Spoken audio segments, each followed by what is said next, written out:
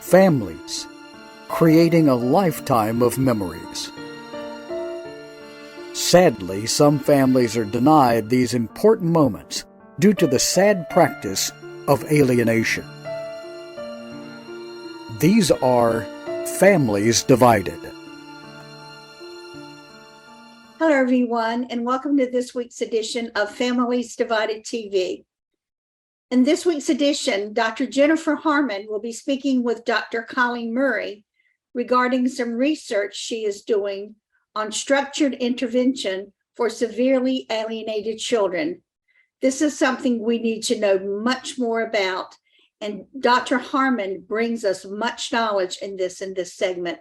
So I hope you'll be paying attention closely and probably, if you can, take notes. We'll be back with this right after these important messages.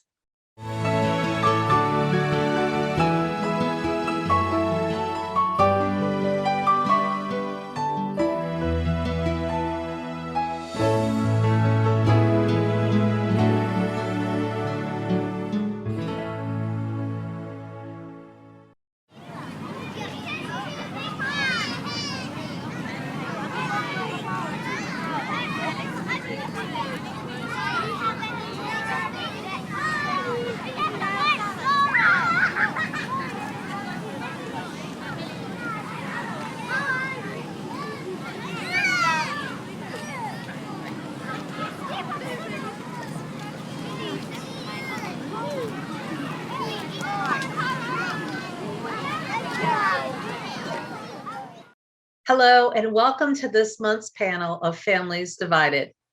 Today, I'll be talking with Dr. Jennifer Harman about the research she's conducted on a therapeutic intervention for severely alienated children called Turning Points for Family. It was published in the Association for Family and Systematic Practices in August of 2021. Welcome, Dr. Harman. Hello, welcome. Thank you for having me here. Thank you. We are so glad that you were able to join us today to discuss this important research. What really motivated you to pick this topic and this particular intervention? Particularly to address some of the critics of parental alienation who are constantly saying that these interventions are traumatic for children. And I thought, well, why videos would be a great way to actually see if that's true, because you could be a fly in the wall.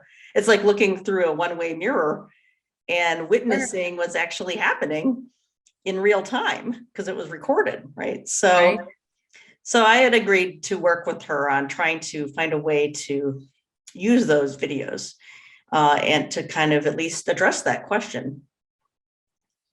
And I would imagine the videos also helped you get the before and after when you would see them first come and how they would be reacting, and then after a few days, how they reacted afterwards. So exactly, that's probably even better than a survey, actually. Oh yeah, and because it's not their opinion of what's happening, right? It was what we were actually watching. But what was interesting is we noticed when we looked at I collaborated with somebody who's a communications professor to look at the videotapes. Oh. And the reason is, as somebody who she's done that kind of research in her own lab. So she's looked at family conflicts. She's videotaped those conflicts and conversations, and she has a whole coding system of how she looks at those tapes. And she's also never done research on parental alienation, which I think is important when you're looking at that kind of data, because then you're less likely, she doesn't have any preconceived notions of what she's looking for. Sure. She's just coding, looking at the behaviors. Mm-hmm. She trained her team to use, to do so she had a whole bunch of coders who coded the videotapes, and then they gave me the data. And so my graduate student is the one who analyzed the data. And so that way, no one could say I'm being biased because I analyzed it the way that I want to. Oh, sure, yeah. Because unfortunately, that seems to be something that the critics of alienation are trying to go to, is to try to accuse people who do the research as being biased or being advocates for what we're studying. I'm not an advocate. I'm a scientist. The part of being a scientist is to be objective as much as possible. And that's why I select research teams of people who don't have skin in the game. They're either not alienated or they don't do work in that area. And because I think it's important to have different perspectives when you're looking at a study, looking at data. And so that's what we did. That's what we did for this project. And what we noticed is that in the videos, when we analyzed it, a lot of the families were already at like average on the scales. Like, so a lot of them were already at like average or higher on like social support, which we weren't expecting because these were really severely alienated children, because the court orders detailed what those relationships were like before they went. And sure enough, like it's between like when they put the court order in and when they showed up for the intervention, a lot of these families had already started to repair very quickly. And the program we found actually helped improve feelings of, or it supported that. So it started out already kind of positive and it stayed that way over 4 days. Yeah. And it also improved feelings of like the children and the parents feeling like they're in this together, like we're coping with this together, which is for years, they weren't that way at all, right? Was that fascinating to you to read how they were before and then to see them and then to just kind of watch them progress quickly? Was it surprising you how quickly it happened? I guess I wasn't surprised because I had read or talked to other clinicians who talked about that. The minute the kids would get in the car or within hours, they were fine, or even a couple of days, it could be a transition. Sure. However, so in a lot of these cases, so I guess my colleagues were surprised, like more so than me, just because I've heard so many other stories. But like my Dr. Afifi, she was shocked. She thought, oh my gosh, I was in there already at above average on these things. They look kind of like a normal family in therapy at that point, and so, but what I think that says is that, having this transfer of custody that happens before the intervention, because these are severe cases. These are not mild cases. They're not moderate. They're very severe. And a lot of these parents that they hadn't seen or talked to their children in years. Of course, everyone was worried it would be traumatic for them. And sure. It did not appear to be, because they were fine when they were in the video. In fact, they were expressing affection with each other and, all the things you would expect to see in a family that has been successfully reunified. But they had not spoken or, they had a period where they weren't talking to the alienating parent. So they were protected from them. So it makes sense that during that time when they're being protected, and they're reunified with the parent, that we see those improvements because they're not under the pressure of the alienating parent anymore. Right, which is fascinating. I think this was important research, but I don't want to put words in your mouth. Did you think that this was important research, and if so, why? Well, I think it's very important research. I think moving forward, it'll be great to collect other data, right? And to see long-term effectiveness and see like what pieces of the intervention maybe are more effective than others.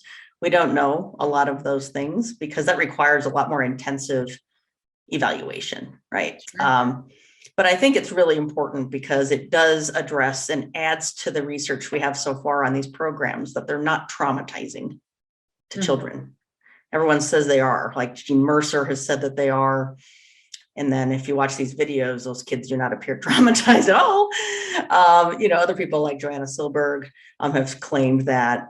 And so, the Dr. Richard Warshak has found it through self-report of the people that, surveys that the people completed with the Family Bridges program, they did not indicate it was a negative experience and they weren't traumatized by it.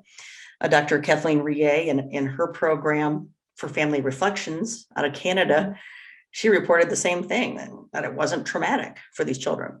So our study, I think, really adds to that. It's the third study that's officially reporting like it's not, And we use different data. We don't just use self-report or clinical perspectives. These were videos that really showed it wasn't. Right. I guess you can't get more objective than that. Right. Yeah. So where do you think, where do you think the research community, those who study PA, where do you think they should go from here? Where do you think it needs to go from here? Well, I think next is even though it's really challenging, it's trying to find comparison groups, right? Trying to find people who did the program versus those who didn't, and see if it improves outcomes. But it's so hard to do because you're really dealing with the most severely alienated children. Right. And who do you compare them to? Like, how do you, and you can't just randomly assign people to this program versus no program, because that wouldn't really be ethical to do, especially if you know that the program helps to support the reunification. How can you say, oh, sorry, you're not going to get it, when you're suffering, right? So now, I'm about to do another evaluation, the third evaluation for the Family Bridges program. And in that one, we're doing a comparison group that's matched. Essentially, there are people that were screened to be eligible for the program, but they weren't able to, so they couldn't afford it, or the court didn't order it. I see. And so that's at least a reasonable comparison group, because they've been determined by a clinician to need it and to benefit from it, but they weren't able to get it. And so if you're watching and you were one of those people, you could be in our next study. Right. And I think they did want to. Where would they find you? I'm at Colorado State University, so you can look me up, and I'm public. It's in the psychology department. You could find me there. But I think that's where we need to go next.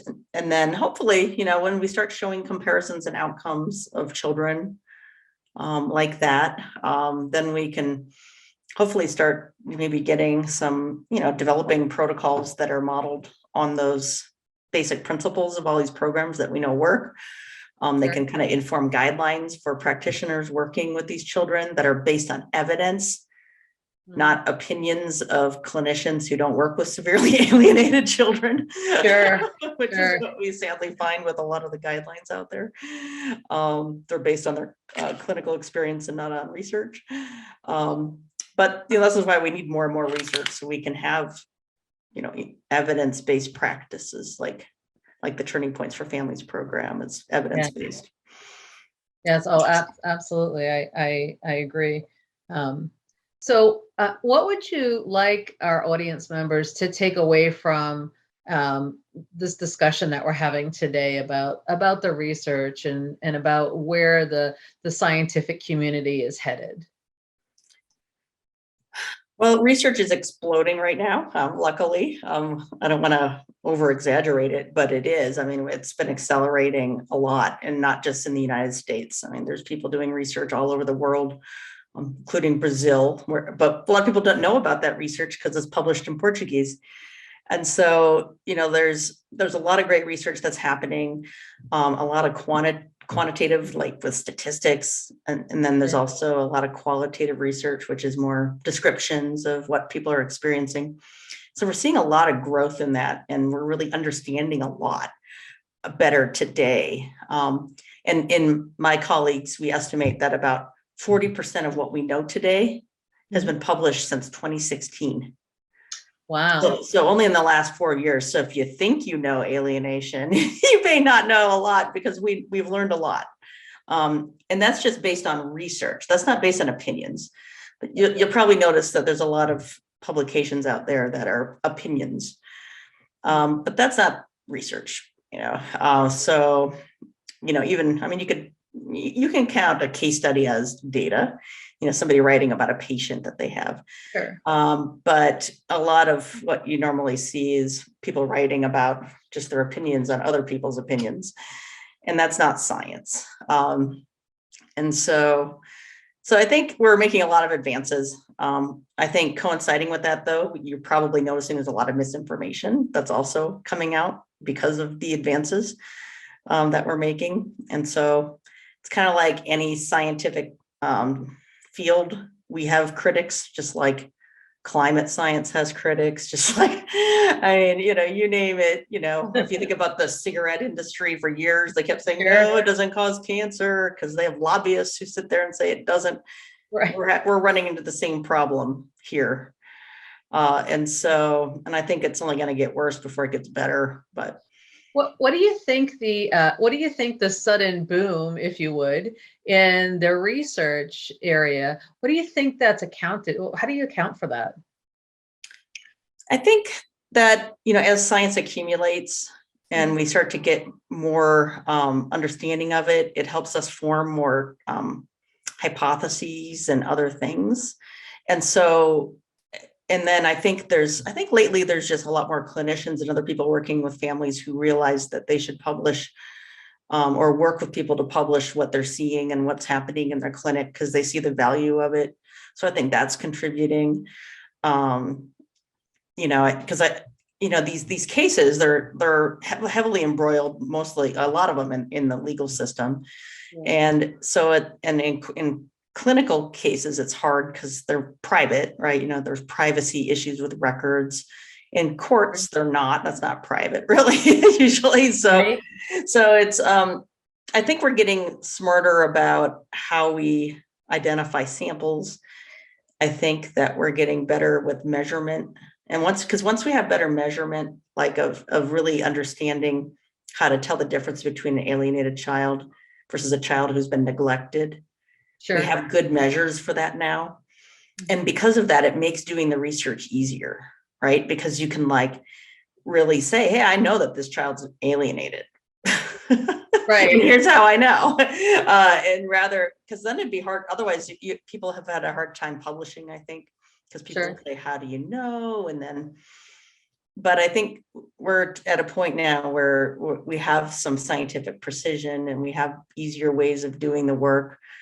And, I think when I see a study that somebody else did, it gets me excited. It makes me want to do a study. So I'm hoping that maybe all the research that we're doing maybe is inspiring other people to do research. So it sounds like it kind of took some time for the foundations to be built. And now that there's firm footings there, just like any other thing, the scaffolding goes up pretty fast and the house goes up pretty fast after that.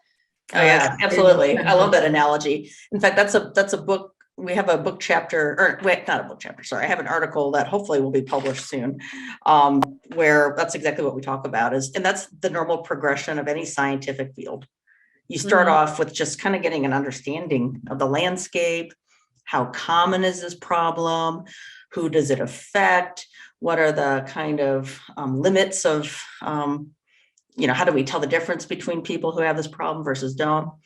And then after we've developed that, then we start to develop theories about how does this work? When does it work? When does it not work? And we can start testing hypotheses and other things. And so that's kind of where we're at now, is we've finally evolved a point where we can say that. We know we're looking at that now. So yeah, that is fantastic.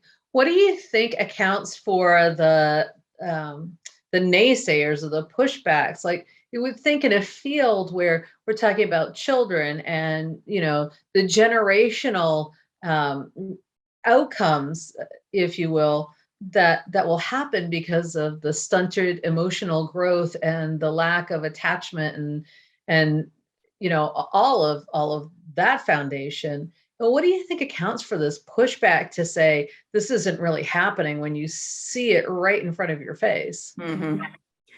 Well, I think the people who are critics of it don't deny it happens when moms are victims of abuse. Oh, yeah. When dads are victims, I think it goes against the ideologies of the critics that women can't be abusive.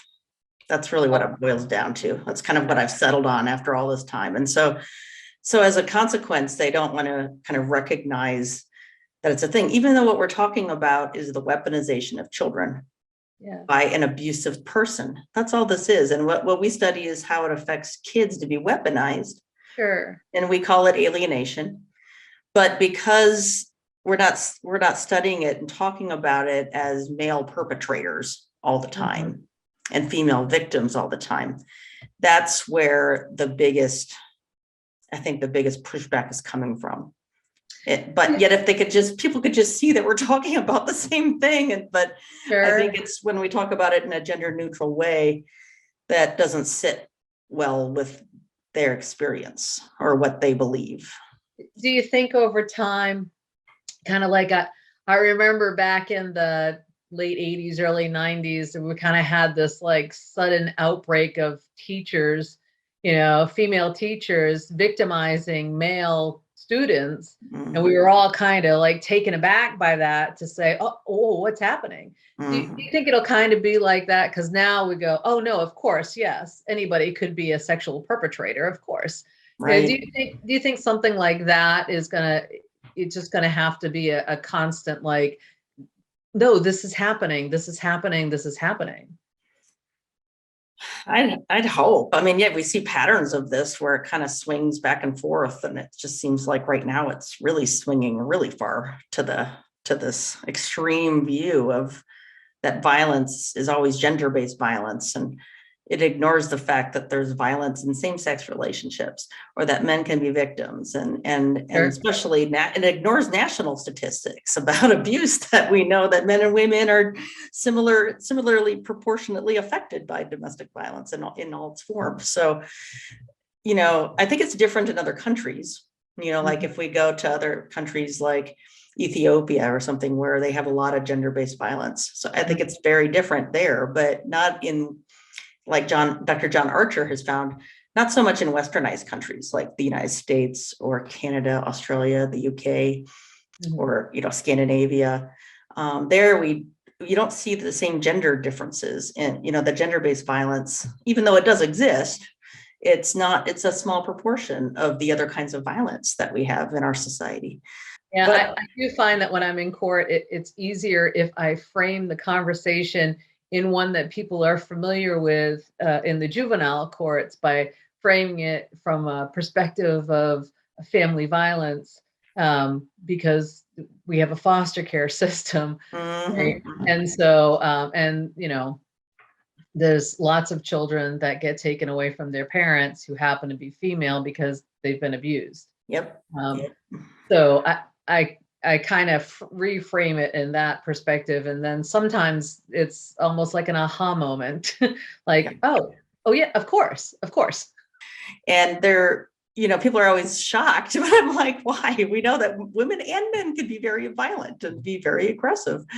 And so, but I think that's where the root of it is in terms of why people are so, and the standards that people try to put on the research that we do in alienation research are so high, and it seems like they keep raising the bar, in ways that they don't do for child abuse or domestic violence. It's amazing to me, like demanding, that we should have randomized controlled trial experiments where you randomly assign people to treatments, or testing out things, in a randomized way, which you can't do that when you're studying violence.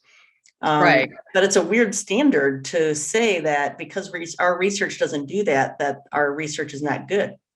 And that is totally wrong. So as we wrap up here, what are some parting thoughts you'd like to leave with our audience today? Hang in there. Know that there's lots of us trying to approach this problem from many different angles. I know sometimes parents reach out to me saying, hey, can you help me with my advocacy in this case, or can you come testify? And I can't always do that because I'm a scientist and I have to devote a lot of my energy to doing science because it'll help everybody's cause, right? And so we all have a different piece in the puzzle on how we're addressing this, and we all can't wear every hat, right? So I guess just know that we all are making a lot of progress. I think things have changed a lot in the last 10 years. And since I've started doing this research, and I think there's greater awareness of what alienation is. There's so many videos out there now, and there's so much information. Now I think it's just a matter of really pushing the science. Hopefully we can get some funding to do the research that we're doing. And that would really, I think, help really push this work along so we can find some relief for everybody who's watching. So it sounds like a message of hope. We're going to make progress eventually, as long as if professionals and other people are going to listen to what science has to offer. So I guess just one day at a time, one study at a time, building the foundations and building the scaffolding to really help the clinicians on the front line do the best possible job that they can do with the true and tested theories and methods. Right. Yep. So I want to thank our audience for tuning in with us today. We've been talking to Dr. Jennifer Harman, and we thank her for joining us today. And in closing, I just want to remind everybody about Proverbs 1:5 that says, "The wise will also hear and increase in learning, and discerning will acquire the skills and receive wise counsel." And that is what we try to produce here with our interviews and our trainings. And so we thank you for joining us, and we will see you next time. Have a wonderful night.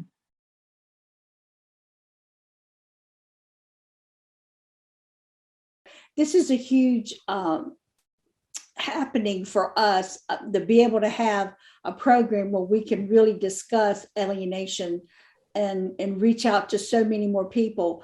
With Family Access Fighting for Children's Rights, we've been able to reach 42 countries so far, but alienation is a huge epidemic all over the world. It's what I've always referred to as a hell on earth.